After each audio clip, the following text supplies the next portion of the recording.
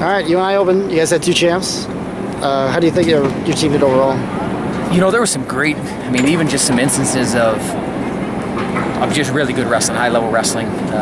Just thinking back to Peyton Moore and some of the attacks that he just hit, some of our guys just have to believe a little bit more. You know, we can't believe for him. And I think part of that's going to be the work and continued work that we're doing, but part of it is there comes a point where you got to know how good you are and pull the trigger and go do it, and we saw it, we saw in some instances where it happened, and just I want to see it happen more. I guess I'm a little bit greedy, and I know these guys are young, but so what? That they can go in now. The 2 guys we had win we're both freshmen. One match is a little bit different. Lujan came out and put a bunch of points on the board, and then for him though, it's kind of snuffed the life out of him though, because I can look at it, and if I'm Illinois, I'm looking at it. Well, you don't get put on your back. You don't have this happen. You're in the match, and we want to kind of snuff the life out of those situations, take the hope out of them, and he had a chance to do that, but so I'm being real hard on him. But I guess that's a good thing, that my expectations are that for him, because I do believe he's that good. I think that guy's a top 10 guy and has been around the scene for quite a while, and to really handle things like that. And then I want to see exclamation points put on things, and then Max hit a really great misdirection shot, to go get a score, and that's what I like seeing, is he's starting to make adjustments. He's becoming he likes to he'll hammer and keep hammering, but if that's not working, then he's starting to make adjustments, and that's probably what's most exciting to me as a coach. You're starting to see those adjustments happen, and really the only place that you can really get that to really shine through is when you go and compete.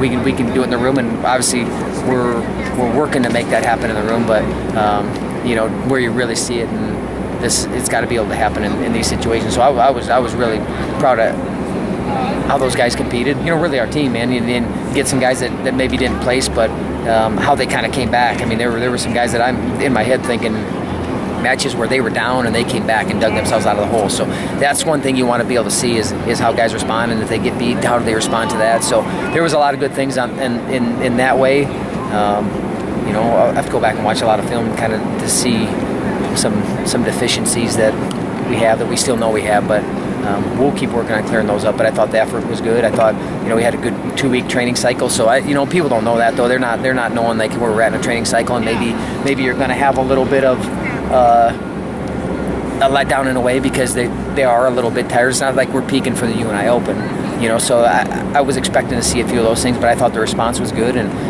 have a couple champs, had Foster's. The guy got to his best position. That's really what happened in that. But I thought up until that point was controlling the match very well, was attacking, being very aggressive, and I thought guys were being aggressive and attacking and working to continue to build lead and score points. So those are all good things. Did you see anything at 84 to separate those 2 at all? I know it's early, but I think if you watch how they each lost those matches to that guy, it was very different matches. Yep. It wasn't. It was. The one match was very one-sided, and the other one, up until the point where he gets thrown and pinned, he's really controlling that match, So yeah, you see a little bit of separation there, but both those guys are want to be the guy, So it's not like they're going to hand anything over, and Hostog's going to continue to get better. He fought back. That's when you see a guy get third, that's always a good thing. It's a good thing for us, because then the guys respond and put their head down and feel sorry for themselves. So I'm glad how he came back, and I would like to see those guys in the finals. Would have been even better. Hoffman wrestling the 2-time NCAA champion and Olympic bronze medals. How do you think he did? I didn't. I got to see a little bit of it. There's so much going on that there's sometimes you don't get to see matches, but. I don't know, for him just going out and being able to get into the finals of the tournament, that's a good thing. I think he's still adjusting to 197. So I saw him, I think the semifinal match he was down and was able to come back and got some leg attacks, and so those are good things. Obviously you don't want to finish that way, and not that you're conceding because the guy's a couple-time NCAA champion either, but that guy's he's obviously a pretty good wrestler, and he's there and he's done what he's done for a reason, So I don't think he just cowered to him, from what I saw, this guy's better than him at this point. Was there any thought of wrestling Steyr with Martinez and Lewis in the field too? Yeah, he didn't pass skin checks. Yeah, I mean, he didn't. So he was ready. He was down to weight. He didn't pass the skin check. So yeah, he was ready to wrestle. You know, a few other guys didn't wrestle. Just there's some dings. There's some things that, you know, we'll have Wisconsin, then we'll have a 3-week period we're off, where I think guys can get a lot closer to healthy. You know, obviously we want guys to strap up every time, and guys are willing to strap up. But then as a coach, sometimes you have to you're looking at the season as a whole, and it's better to, you know, does Dylan Peters need to go wrestle 4 or 5 matches today? I don't think so. You know, I mean, that's not going to make the difference for him.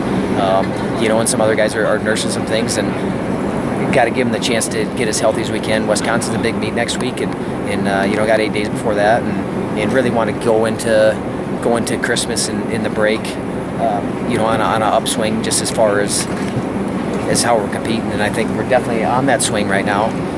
You know, we need to close it out next week. Wisconsin's got a good team. You know, obviously 65 and heavyweight are very good. You know, top 2-3 guys. So and then they're sprinkled throughout. They're a pretty young team too. So we'll see.